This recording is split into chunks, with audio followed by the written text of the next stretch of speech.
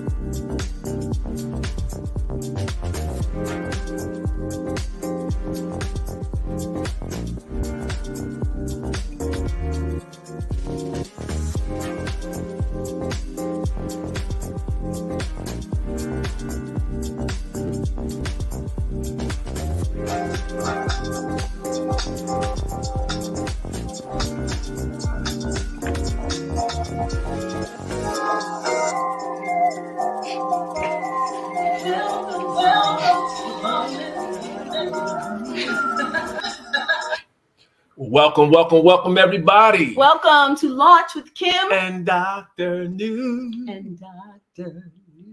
New. I'm at my limit. Hey, you guys, thank you for coming back. Thank you. And good morning. Yes, good morning. We're hoping that you're having a fantastic day. Matter of fact, we just gonna go ahead and say you are having a fantastic day. We are having a fantastic day. We just gonna go ahead and say what you say you can see, so that we gonna take God at His word. You know what I mean? Amen. He said, "Say it," so we gonna say it. Amen. And we're gonna see it. And we just like to thank you for coming in today. This is Launch with Kim and Dr. New. We've been talking about leadership, you guys. So I'm gonna kind of jump in because I say this every week. Then I start talking. But we're going to kind of jump in. We got a lot to cover today. But we started a leadership series, Layers of Leadership. And last week we talked about kind of defining leadership within yourself. And we'll extend another series. We don't know how long we're going to play around with the Layers of Leadership series. We just going to go till we feel like saying, you know what, move on. That's enough. So today we'll jump in. But as we do, we like to review. So we're going to do a real quick review. I'm kind of move as fast as I think that as I can. But I still have to say good morning to those of you who are out there. I see there are several of you on different ones of our pages, and I want to say thank you. They're probably mostly on Newt's phone, and he doesn't have his phone again. I'm not going to say that. Well, I don't usually. He doesn't usually get a chance to respond. Yeah. But I want to say hello to you because I only have one on my page. I don't know why he's getting all this. Well, I see. Oh wow! So I turn it on so I can see Terry Bishop, my cousin Terry Bishop. Thank you for coming in. We appreciate you. And my friend Marlena. Hi, Marlena from Mississippi. I mean, she's in Tennessee. I keep messing it up every time. I'm trying to put you in Mississippi. Maybe the Lord's speaking, sis. I don't know. So I mean, they could be on any of those three streams. Yes. So I don't know how to see them all at the same time. So you guys, thank you for coming in. We're going to jump in and kind of get things moving for you today. And I left the PowerPoint in the other room from last week, so I'm going to try to do it from memory. So we last week started talking to you about kind of defining leadership and kind of how it's defined. And we shared with you some generalizations about leadership. And we came from one of the scriptures was Proverbs 3:19, how the Lord established everything and founded, on the earth. By his leadership. So we kind of took it from there, and I'm stumbling because I want to get you to like where we are today, right? Yeah. So the last week when we started talking about it, we said, listen, that there's certain generalizations in leadership and layers of leadership we were talking about. The generalizations of leadership that we said basically in essence that leadership is necessary, right? And that nothing can exist without leadership. And that came from that Proverbs 3:19. And then we stepped on a little further and we said, listen, there's some myths that we want to dispel. So most folks say, you can't be a leader without followers. At some point that begins to be is true. But in the beginning, that's not necessarily true. Right. Because God said in the beginning, he made us all leaders. In Mhm. Genesis 1:26, 1:28, he said, listen, be fruitful, multiply. And And Genesis 1:11 and 12, he said, I place seed in you. From within you, the things that are going to be produced come within you. So you're already seedful. Mhm. I want you to be fruitful. So if you're already seedful, that means that I am supposed to lead over area of giftedness. So the myth of the followers was basically saying, listen, you don't become a leader. You don't wait to have followers to be a leader. No, the leader is already in you. You begin by leading yourself. Right. Hi, Pastor Clay. I'm sorry, I just saw him, so I had to say hi to him because he's on every week and everything Right. we do. So then we went on last week and we talked about something that leaders, whether they're secular or whether they're working kingdom-based, they all had this in common. There were some things they all have in common. And the first was that they're all driven by some anger. Some people are driven by anger, some by need. Well, it's anger or frustration Okay, there we go. over a thing. And because of that frustration or anger or whatever you want to call it over that thing, they have this burning desire to or need to make a change. Mhm. So every leader, everywhere, in any facet of the earth, however you look at it, that is a principle that's in play in them, and that they all have to be courageous. That's right. So courageous to the point that they'll stand by themselves. As we said, at first, you're leading yourself. So they'll stand by themselves when no one else stands with them, and even unto death. Yeah. You know, as many of the leaders that we mentioned, Martin Luther King, we mentioned, you know, just different. Mandela went to jail 20 some years. I mean, Yes, just my people who've God. given their life for causes, Mhm. countless people. We don't even start naming names because we're going to forget some, but there has to be some courageousness to it.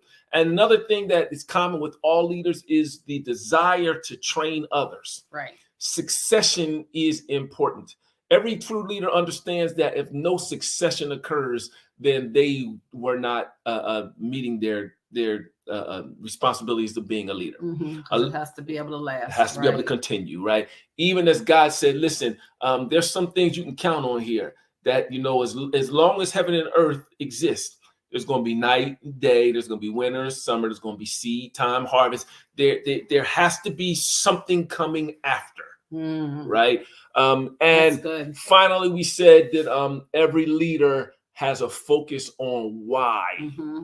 Not necessarily the what of what they're trying to accomplish, but the why behind the what. Right. Because when the storms come, mm-hmm. and the opposition comes, yeah, if you're focused on the what, it's very easy to quit, to give up, to give in, to stop, to stall, or whatever, or change your direction. Mm-hmm. But if you're focused on the why, then I mean, you're there. Yeah. You know, no one can take that away. That's right. You know, that's like covenant. I was just thinking that, but I didn't want to say it because I know we can get off on a tangent. But that's just like marriage covenant. That's right. We also talked last week about the secular view of leadership. We said that it's way more external. Mm-hmm. It's kind of like predetermined. So an external view of leadership means someone has a destination they're trying to get to, and that destination is already in their mind. Right. Right. So that means that it's bounded. The external view of leadership is bounded. It has a finite end, which breaks the law of Ephesians 3:20 that says that, you know, that he's able to do exceedingly abundantly above all we ask or think. So even as a leader working from kingdom based, I want to know what finished looks like as far as I'm concerned. But I'm understanding that what finished looks like to me is just the beginning exactly of God. So I'm ready for what's next. So that's the difference between the secular view and a kingdom-based view of leadership. And that secular view is really based on popular opinion. Right, what everybody else thinks. Right. If they like you. Exactly. Clicks and likes. Exactly. So what was cool for us, I graduated high school in 1983. So what was cool for me in 1983 with the baggy jeans and you know, whatever music was out at that time, must be the music turning me on, right? You know what? That was popular opinion at that time. That's right. You know, my high top fade to the side, you know, with the lines or whatever I had. That was popular opinion, and leadership would tell me to follow that trend at that time. Well, that's not what it is now. Right. So the issue with secular leadership is it follows popular opinion, which means it's really not leading. It's really following, and it's really compromising. That's a good thing. Right. The other thing about secular leadership is that we have accepted that some folks are leaders and some folks are not. Mhm. And the word is just not said that. It doesn't say that. It says we're all leaders That's right. over some area of giftedness. Right. Now, so I wrote down on the screen the leadership gene. So we kind of accepted that, some people that they're the haves and the have-nots. Well, the haves are leaders and the have-nots are not. Or they may look a certain way, have a certain amount of education, or whatever the case may be. Those are all how we define leadership in the secular realm. But when we look at the kingdom view of leadership, that's it. It says that we're all leaders. Genesis 1:26 and 1:28. We've all been given dominion. Yes. Over a thing, leadership, dominion. Yes, over a thing. And we're supposed to be fruitful, multiply, replenish, and subdue. If that's not leadership, I don't know what else is. That's right. That's the command that's been given to all man, male man and female man, humankind. Right? So that's what we've all been charged to do with the seeds what we were given. Right. Again, Genesis 1:11 and 12 talks about the seed of what exists comes within that thing itself. So what we're supposed to lead is already in us. It's just when you said that, Newt, about the seed, because we talk about seed and time and harvest, and Newt says everybody's been given a seed, as God said in his word, but then there's a time, and that time will determine the harvest you get, how much time you put in, how much time you take, how much time you're willing to submit. That's what produces that harvest. Exactly. So the last thing from last week is we shared with you 3 C's. Yes. So we gave you the leadership lesson, as we'll do today, and then we'll give you an example from the character in the Bible, and Joshua is who we're talking about. So we talked about Joshua 1-9, where Joshua was visited by God and said, "Listen, my servant Moses is dead," right? And we kind of joked around a little bit, but Joshua had to kind of already knew that because he was Moses' assistant, executive assistant, right there. He knew every move. He knew Moses didn't come back. Right, he come back. So God made it clear to Joshua that Moses was dead and that now you are in position. Right. And so clarity was the first C we talked about. God went on and also said, "Listen, this is the area I want you to accomplish. From this river to that river, from this shore to that shore, from here to here, as far as you can go from sun up to sundown." Clarity, the first C. The second C was right after that. God said to Joshua, do that every time. He said, "Listen, be strong and of good courage." So I think he said it in the 6th verse, the 7th verse, and then again in the 9th verse, he said it. Have courage and be courageous. Yes. So courage was needed. Yes. So courage because of what was in front of him that he was going to have to face, the people that were in the land. What was behind him, because the only thing changed was Moses wasn't there. Now it's Joshua. Everything else was still in place. The old leadership, the old people, all the old ways. So it's going to take some courage to face that because Moses was the man. But Joshua's level went from just having courage to being courageous, because the scripture says, "Be very courageous." Right. So courage is the jacket that you can wear. Courageous is when you're actually wearing it and doing it. Right. So it is not a state of being. Right. Or your stage, that you go through. I said it backwards. It is not a stage that you go through. It is a state of being. It is what you are. That's why it says be courage, be courageous. And then finally, in that 1 through the 9th verse, God talked to Moses, said, "Listen, I want you to do all that's within this book. Meditate on, don't let it leave you from day and night. Do exactly what it is. Keep yourself." I mean, if you read it, it kind of explains it. So it speaks to character. Yeah. It speaks to character, to follow the rules, to have self-discipline and self-reliance, but also character, because now all of a sudden, overnight, he went from making $55,000 a year to $250,000 a year.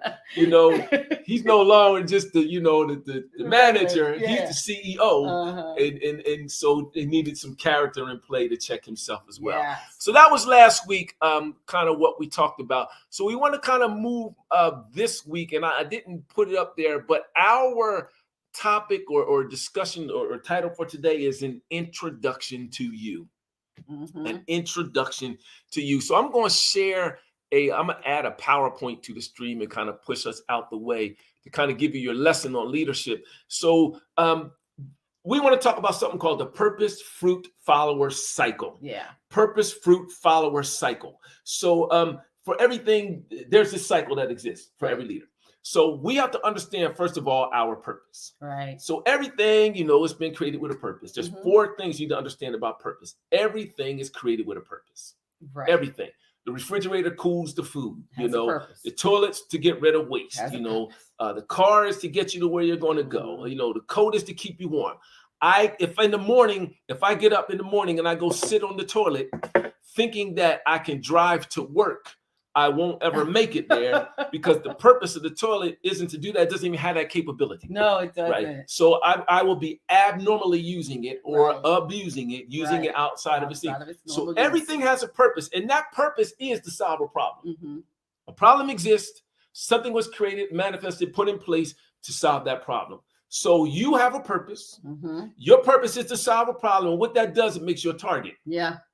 Right. That's so good. It makes you a target because like we just said earlier, as long as the earth exists, there'll be heaven. There'll be light and dark, winter, summer. There'll be seeding, planting, seeding and harvest. So those opposites kind of need each other. Yeah. I know you don't like that, but God said it. He put it in place. That's the balance that keeps things perpetuating and moving, right? So because you have the solution to the problem, that which is evil, and even that which isn't evil, that which is lazy or complacent, doesn't necessarily want the solution to the problem.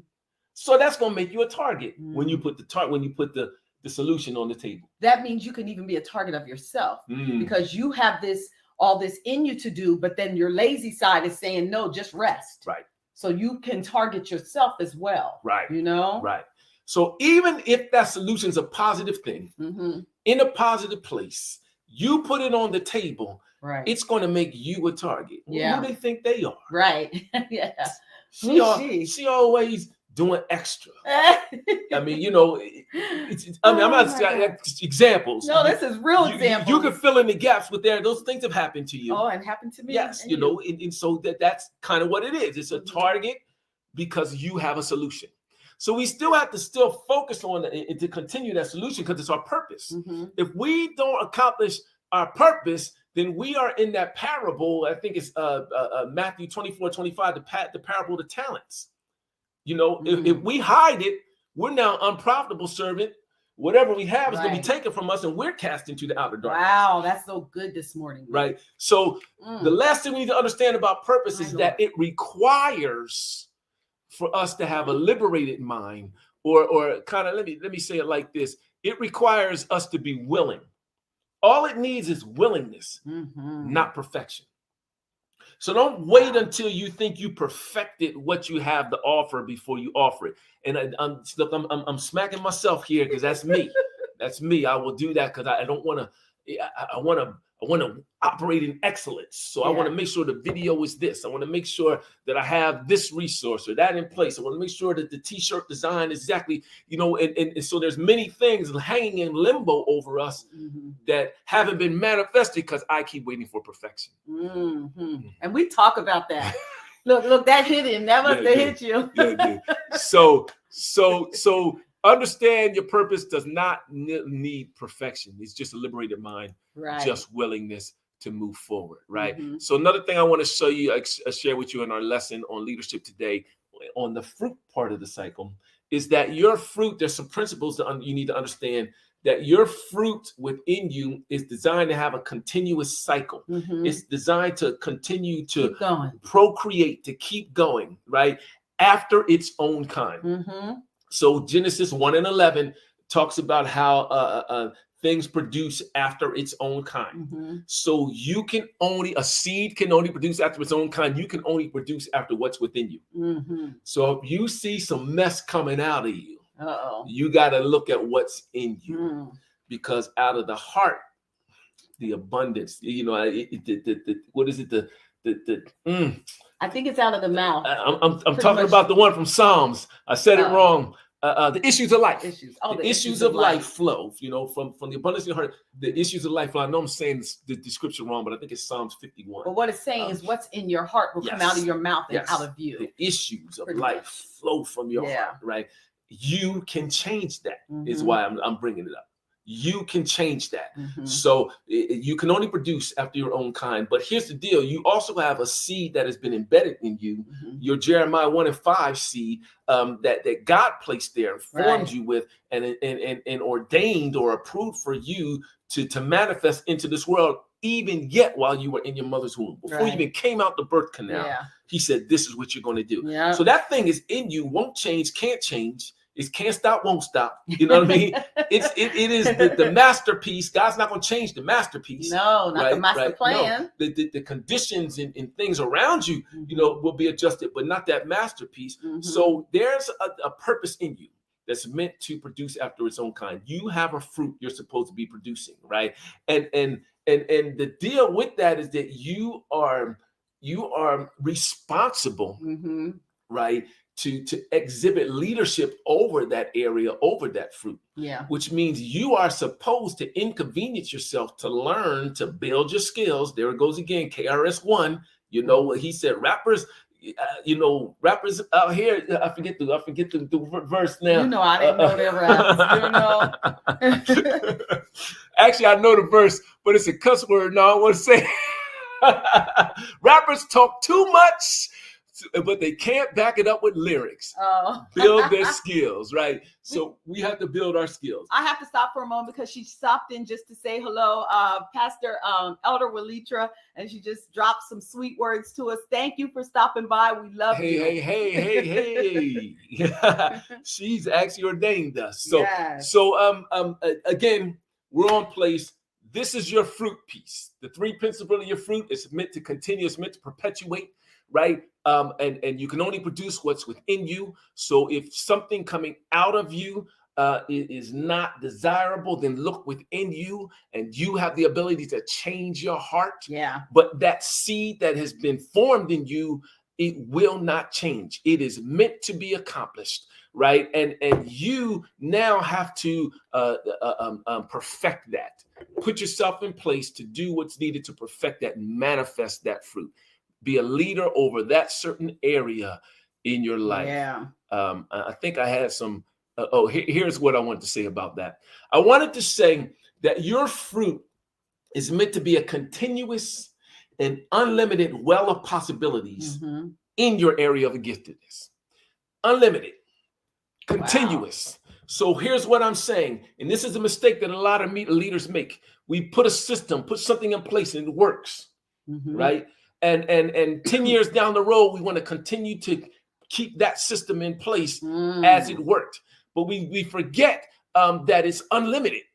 Our possibilities are unlimited in our area of giftedness, which means that area of giftedness has not changed, but the possibilities and how it's presented, the possibilities and how it's delivered are unlimited. God's a gigantic God. He doesn't have walls. So here's the deal. That's good. As we were coming up, I'm Generation X. So I was dealing with a lot of millennials, young millennials. Now those millennials are in the place where I was at the time when I started working with them, right? And we're dealing with older millennials, right? And now Gen Z. So society has changed. What they perceive, how they do things, what's important to them has changed.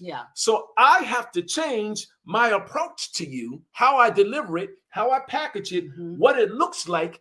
I'm not changing what I'm bringing. Don't change the message. You don't change the word. But the package, how it's delivered, all the things that change. Look at church. Church. I was just thinking that. In many churches now, and I don't mean this in a negative way, it's a show. And you look at places performance. It's lights and cameras. So it is meaningful in the spirit. It is authentic and meaningful in the spirit. But it grabs you. But now there's a production that is going along with it that delivers it, light shows and an agenda and commercials and announcements online and technology. Yes, it is all intentional for it to win souls. But my point is this: it's a well of possibilities. Your giftedness Your fruit is continuous. It's not going to stop. And it's a well of And possibilities. it shouldn't stop. Unlimited possibilities. Yes. Right. So let's talk about followers, because I'm spending way too much time. That's I'm getting okay. excited here. We got more Right. weeks. So as we talk about followers a little, as we already said, you've already been called to lead over area gifting in your life. And that's your first call. Mhm. That's the first thing that you're supposed to do. Numero uno. He said, be fruitful, Mhm. multiply, replenish. So to be fruitful, I have to take the seed I have Mhm. and I have to plant it. Yeah. So that means I have to do something in me first. Mhm. I have to first recognize what's in me. Yeah. And then find out where to put it, how to put it. So that's all internal work Mhm. that takes place. And we'll talk about that in a second. So if you don't work on your own land, Right. you don't have anything to offer. You can't produce a thing. Wow. And I can plant in somebody Mhm. else's, and we often do. We go to work at somebody else's job, We and all we're do. planting on their field. Yeah. They're paying us what they think we're worth, Mhm. right? But we're not actually growing anything in our field. Right. The moment they say we don't need you any longer, Mhm. you get whatever that severance pay is, or that unemployment, A little yellow or slip, that pink slip. Cobra time for insurance, or Cobra. whatever the case may be. You can tell us many times, many times that the brother's been axed, right? Right. So, but that's gone. That's gone. Now, what's in your field, Yep. right? So it's important that we develop that thing that's in us. So even me, so I'm gonna give you this example now. It's spending too much time. I work as an educator, so I don't have a university. I could start a university. I don't have one, right? But what I have learned to do, and I'm learning even more, and maybe university starting is not out of the question. Let me just say that. So I've learned to perfect the gift and a seed that God has given me, so that even if the place where I'm planting, even if the field that I'm contributing to, the university I'm working, even if they mess up and decide to say they don't need me no more, because that would He be a said mess up. That would be a mess up on their part. The gift That's I so have, funny. the fruit I have, the seed I have, I understand it. I can carry it wherever. Mhm. Now that is the life of a leader. So you need to understand There it is. that a leader is not employed. Mm-mm. We have been deployed Yeah. to release what's in us, but we have to develop that thing what's in us, Mhm. because that is the fruit we offer, and that fruit is what draws followers to us. Right, right. So look at your work or the place you are working like that what you are releasing there can't just be once you release it, you fizzle out. Right. No, you give it, but you know that this is a breeding ground that God is building you and strengthening you so that you can also take what you have and move it elsewhere. And offer That it, is yes. the life of a leader, Right. that it can continue on regardless if they say no more need you. Right. Continue on. And you start to acquire fields and gain fields on yourself. Exactly. So just to kind of speed it up, what I want to say to you as your followers, as far as followers are concerned, your fruit is what attracts followers to you. Right. So you have to go to Galatians 4:1-2, and I'm going to mess the verse all up, so you're gonna have to read it yourself. It talks about how a son is heir over everything. Yeah, But he's seen on the same level as the servant that's right. until he submits himself Mhm. to governors and Rulers. and tutors. I think was it I thought it governors was and rulers. tutors. Well, tutors. So Tutors, rulers. He submits himself to someone who's going to teach him the him, process, and someone who's going to hold his character in check. Mhm. In other words, he submits himself, or she submits herself, to someone who's going to help them mature. Mhm. So until they reach that maturity, the heir, the inheritance that they have, they cannot touch. Mhm. Right? So Wow. the reason I'm bringing that up is the fruit that was in you that's going to attract followers. You have to do a Galatians 4:1-2 on yourself to make sure that you're reaching a level of maturity, so that that fruit they're taking from you is ripened enough that it doesn't make them sick. It doesn't damage them. And it has all the nutrients and the vitamins and the minerals that it's supposed to have to sustain them Right. and help them grow. Because that's why we eat. But use your fruit, because as long as you use your fruit, then you know when it's ripe. But when you try to make your fruit someone else's fruit, I don't want to get into that, but you got to be very, very careful to make sure that what you're feeding them is your fruit. Your fruit. Your fruit. Right.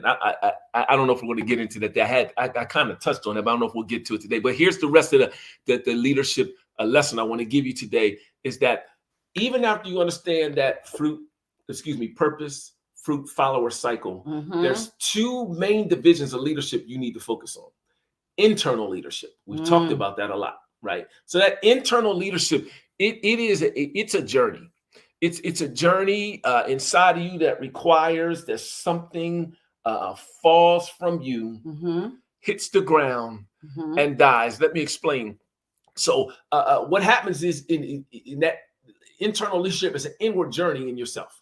You start to learn who you are, what you bring to the table, what you desire, what you want to see. You start to see a vision from within yourself that you're going to share with others, right? And develop the fruit so you can accomplish that vision from within yourself. So basically, it's God introducing you to you. Right. That's our topic this week. It's God introducing you to you. But as God introduces you to you, you're going to have to battle with all the norms of society, which tell us we should be focusing on our self-evaluation, cancel culture, and humiliation, all the things we've done wrong in the past and all those bad decisions. Those are the reasons why I cannot do this. That's what our norms of society are saying. We've adopted and kind of internalize those norms so we wear them, which means you have to now battle with yourself. There it is. That's that target. You have to do that John 12:4. Unless a seed, let's say wheat and barley, whatever it is, falls to the ground and dies. That great thing that's in you has to fall to the ground. That stuff you're considering, which is really about character, and it has to die, change form, so it can produce something. So your internal leadership journey is about you discovering you. Yeah. What do you really think about you, feel about you, believe about you? Because that's the only thing that can hinder you from accomplishing that which is within you. And the reason why we feel, think, and whatever about ourselves is because we don't really know what to think about God or feel about God or know who God is. Because when we know who he is, when we really know who he is and know that he's love and compassion and know that he's a creator and he's one that adopts those who are forsaken, until we know who he is, then it's hard for us to really know who we are. Because remember, created after its own kind. God created us. So if he created us, he created all those same things in us. Exactly. That's why we're in his likeness and his image. Yes, absolutely. Yes. So after those things, after that fruit kind of is, let me see that last line because that was my transition. After your gift is offered, right? And you discover that gift that's in you, then you step into the realm of external leadership. And you'll see this in if you ever read Ephesians 1, you'll see how God reveals to us, to himself. He says what our purpose is going to be according to his good will. Then he reveals it to us, and then he reveals it to man. It's like a progression that kind of happens. So that external leadership piece that you're walking into and phasing into now, how do I want to say it to you? It's about the gift that you're now offering to others. External leadership is where we in our society is where we get excited. We see it as position. Where position is actually the lowest level of leadership. We'll cover that in weeks to come. It's actually the lowest level of leadership, but we get excited about that position. And and whether you want to admit it or not, we get excited about the things it brings us. It brings us attention. It brings us notoriety. People have to come through us to do a certain thing. I mean, we get to establish, we get to navigate and to control. And we like all those things by design because God said, listen, give them dominion over all the things of the earth. So we like to have dominion, but not over men. Not over men. Right? Not over men and women, mankind, right? So we have to realize that when we step into that external leadership component, it's still not about followers. But it's about us making our purpose fruitful and making our fruit purposeful. that makes sense to you. Yes. So a cognitive shift has to happen. Cognitive shift means your thinking has to change. Yeah. Your thinking has to change now so that you're focusing on and understanding what you bring to the table. Mm-hmm. I want to make it purposeful and I want to make it fruitful, but I need to build my skills. Mm-hmm. I need to be deliberate in the things that I say yes to and no to, how I spend my time, what I eat, where I go, who's around me, what I'm listening to. When I said eat, that's what I meant. Mm-hmm. I was talking about mental and spiritual eat, but I guess physical eat as well, because you need to make sure your body can do what it's being called to do. You need to focus now on leadership strategies and start learning some of those things. Mm-hmm. And traditionally in our non-secular world, we lean away from learning secular leadership strategies. Yeah. And that's a big mistake. Yeah, it is. Because there's an organizational structure You need and it all. principles that you must follow Mhm. and understand. So you got to study them. Yeah, you still got to operate in this world. Yes. You gotta study them, because God so loved the cosmos. That's right, the world. Mhm. That he gave his only begotten. So nevertheless, that shift needs to take place in you. But that shift, and I'll put this up and I'm at time, it's really about external leadership, meaning to make your fruit purposeful and your purpose fruitful. Wow. So that was kind of the leadership lesson that I wanted to give to you today. I don't know if I have time to get through Joshua. No, you got to come back next week. But we wanted to give you 3 more C's. We gave you 3 C's last week. We want to give you 3 more this week, using the Joshua story. So look, my husband's looking at you because he's like, tough. Kim, It's can I tough. just go a little It's longer? tough because it kind of brings together If you the feel other like piece. this is something then you go Nah. ahead. I don't. I'm going to try. I'm going to respect the time that I said I'm going to respect. But that story in Joshua, Oh, my goodness. as you get to the 11th chapter, if you can read it, we focused on the 23rd verse, and that 23rd verse says this. I just introduced it to you. It says, "Listen, so Joshua took the whole land, Yeah. according to all that the Lord told Moses." He told Moses. That's right. The Lord never told Joshua what to take. So Joshua followed the rules. He followed it. He did what he was told in 1 through 9. Follow this, go get this, Mhm. exactly like this. Joshua took the whole land, Yes, all he of it, did. not part of it. Mhm. He didn't leave some of it undone. He didn't take more than up. He took the whole land, Yes, right? he did. And then after that, what did he do? He said he gave it as an Yes. inheritance. Yeah. So what I was just talking about, the external leadership, it's not about you. No. He resisted the urge to fill his coffers Right. and become the millionaire, the 100 millionaire, the billionaire, to get his name out there, to be the Mhm. one that he resisted that urge, and he divided the inheritance to Israel according to the tribe allotments. That's right. Because Moses had already said Yeah. who was going to get Who's what. going to get what? So all he did was made sure that happened. He decreed it as the leader, set it in place so that it did take place, so that the deeds were legal, Mm-hmm. right? And then what happened? And the land Mm. had rest from war. Mm. The land had rest from war. I don't know about you, but I got some areas in Mm. my land that I could use some rest. from war. war. My God. Right. So what I was going to show you today, and I'll do it next week, I was going to give you the 3 C's, the next 3. So it'll be C, 4, 5, and 6. That means you got to come back to Right. get them seeds. that we learned from Joshua and his travels from chapter 2 Mm-hmm. through chapter 11. Mm-hmm. Those C's that were put in place, Yeah. that he activated, so that he was operating in leadership Yeah. that could bring rest from war in the land.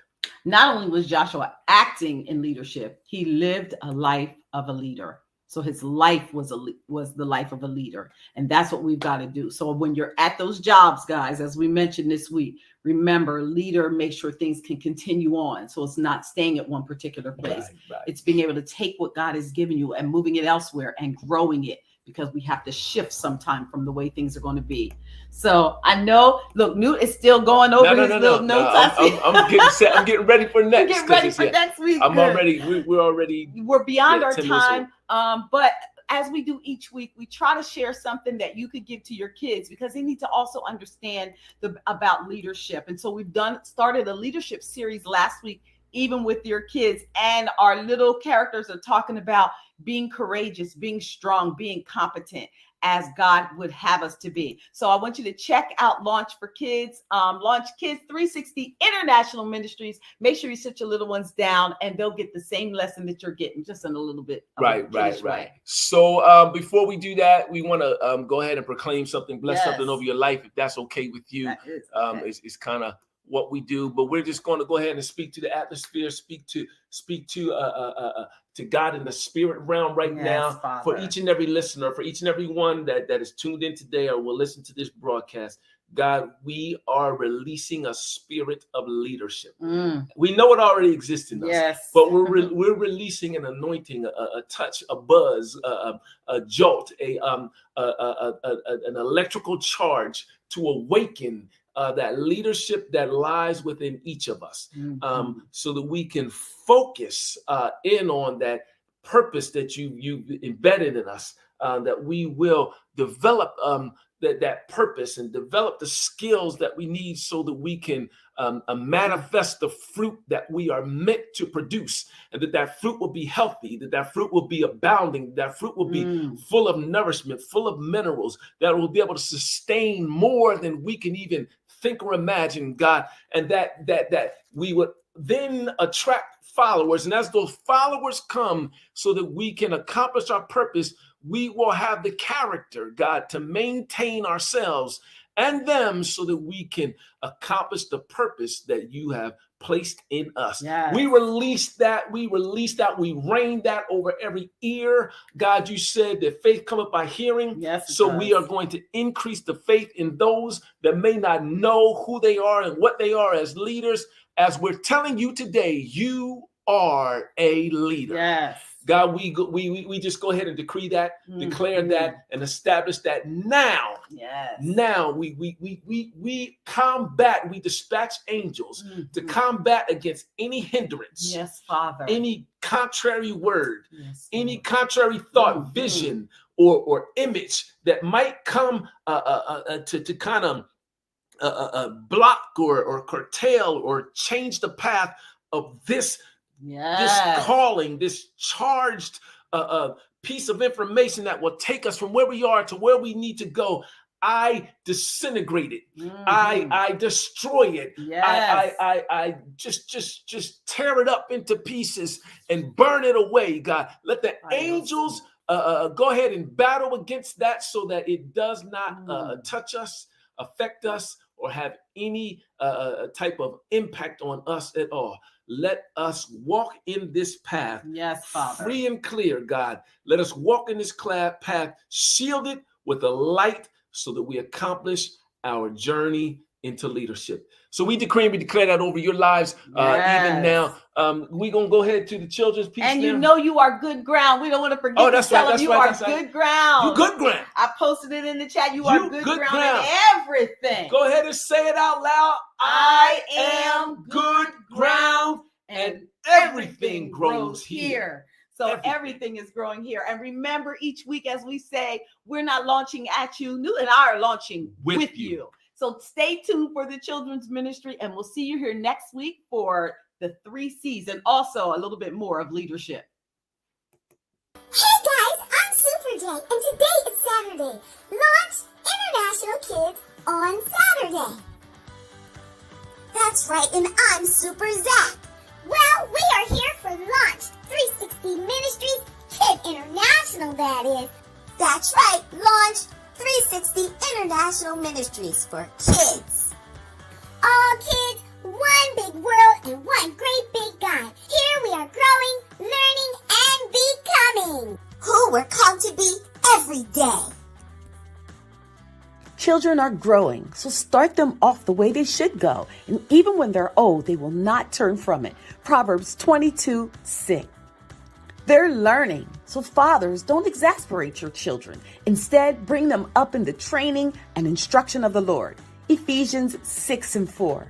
And they're becoming, For the creation waits in eager expectation for the children of God to be revealed. Romans 8:19. All kids, one big world and one great big God. What do we need? Competence. When do we need it? Now. What do we need? Competence. When do we need it? Now. When do we need competence? And when do we need it? Now. When do we need competence? And when do we need it? Now. Well, hello, Rocky the Bull. Good morning, Rocky. Super duper girl. How are you this morning? And I'm hearing you say about needing competence. And I agree. Wow, I know you've got a great lesson for us today, and I can't wait to hear it. Oh, hi, Super J and Super Zach. I'm just reminding everybody about how important it is for us to be competent and to remember that it didn't come from ourselves, but all of our competency came from God. He gave it to us. You know, boys and girls, I forgot. I'm Rocky the Courageous, and I'm always going to be courageous because I've got the power of God in me that reminds me of how supercalifragilisticexpialidocious I am. And I'm here to remind you to put on your competency. And I know you're wondering what that is. That is when you have the ability to do something, no matter how difficult it is. That's when you have the strength and the courage, my name of course, to do something great. And we're going to talk about Joshua in Joshua 11:23, where he talks about and he shows us his competency because of what God told him to do. He was obedient and did what God said. Took him across the sea, and then he also divided the land. He was a strong leader, and he was competent, not because he learned it himself or he went to school for it, even though Moses taught him a lot. It was something that God had put down in the inside of him. What do you think about that, Super Zach and Super J? Hey, I know that scripture. That's Joshua 11:23. That's when Joshua took the whole region and he did everything God told Moses. Then he parceled it out as an inheritance to Israel according to their tribe. So each of them got something. Yeah, I learned that in Sunday school years ago. That's right, Super Zach. That's the scripture. You got it. Joshua took the whole region. You are absolutely right. But the thing about it is, he was so honorable and respectful. Well, he was just competent because God had given him something great inside. And competency also helps us to be obedient and follow directions because we don't have to feel like we're not smart enough or strong enough or fast enough because we already know who God made us, right? Wow, Joshua sounds like he was a pretty important person and sounds like he was a person who obeyed things that God told him. He sounds like a person that I want to be. Not just important, but a person who's obedient and a person who is competent.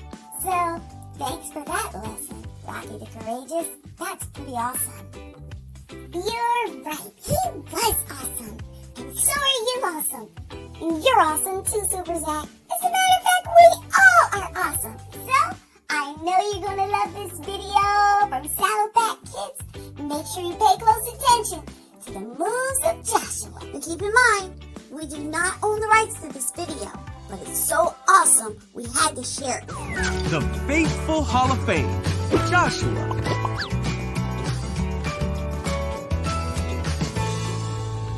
God told Joshua to be strong and courageous, for he would be with Joshua wherever he went.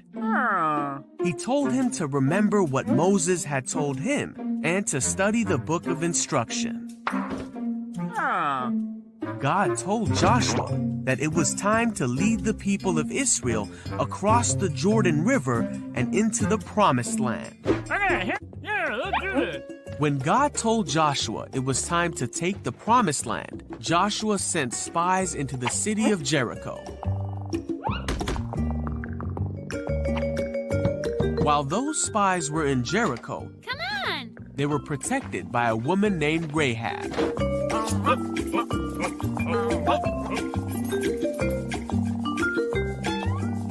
spies promised to spare Rahab and her family when they took back the land. Yay! And she hung a scarlet cord from her window to remind them of their promise. See you soon! Yeah, let's do it! Joshua readied his people to cross the Jordan River, which was the only thing dividing the Israelites from the land that God had promised to them. All right! Right here. Okay. They camped beside the river for 3 days, waiting, just as the Lord had commanded them. At this time of year, the Jordan River was flooded and flowing with so much water that it was impossible to cross on foot. And then the Lord said, "Let there be light." Hey, priest. Yes? Come on. God told Joshua to tell the people that the priests would carry the Ark of the Covenant and lead the people through the water. He told the priests to step into the rushing waters. What? Huh? And when they would do this, the waters would stop flowing. What? And as soon as the priests did this, the water of the Jordan River did stop flowing. Yeah. And the priests stood with the Ark of the Covenant on dry ground as the Israelites crossed to the other side. All right. God told Joshua to send 12 men from the 12 tribes of Israel Go get it. to take 12 stones from the place that the priests were standing. When all this had been finished as God commanded, Joshua called the priests from the Jordan. We're good. Come on. As their feet left the Jordan River, the waters came back into place, just as they had been. Wow. Yeah. Yeah. Yeah. They brought their stones to their camp and set them as a memorial, so future generations might remember the story of how God brought his people through the Jordan River on dry ground. Now the Israelites had crossed the Jordan and were camped near the town of Jericho. Hello. One day Joshua looked up, Huh? and there was a man standing before him. Hello. The man said, "I am the commander of the army of the Lord." Joshua asked what the man wanted to tell him, and the Lord said he wanted Joshua to take the city of Jericho, All right. but that Joshua needed to follow his instructions exactly. You got it. Jericho was shut for fear of the Israelites. You went home? Yeah, well. No one came out and no one came in. So the Lord told Joshua to gather his soldiers and march around the city for 6 days. No. The priests were to take the Ark of the Covenant, and 7 priests were to go in front of it, blowing a ram's horn.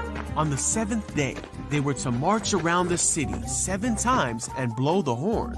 Then all the people of Israel were to give a great shout, Then what? and then the city walls would fall. Whoa. Yeah, let's do it. So Joshua said, "Shout, for the Lord has given you the city." And the people did shout.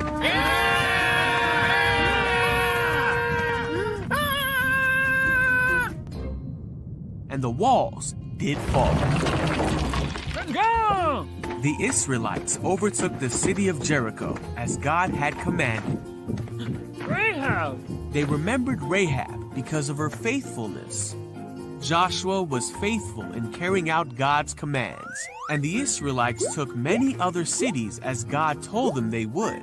Oh, nice. For God will never fail to fulfill his promises. So the Israelites came to live in the land that God had promised Abraham, Isaac, Israel, Joseph, and Moses many years ago.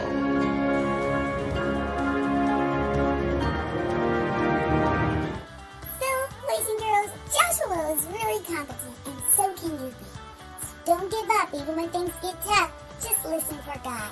He promised to take you through. Bye. See you next week. Thanks again for watching our channel. And we want you to follow us on YouTube. Make sure that you subscribe. See you here next week for Launch 360 Ministries, Kids International Ministries. Ministries, that is. Oh, and don't forget to stop by Amazon and get some of Ami's World books. The newest book is When Cheerleaders Go on Strike. Check them out. You'll love them all.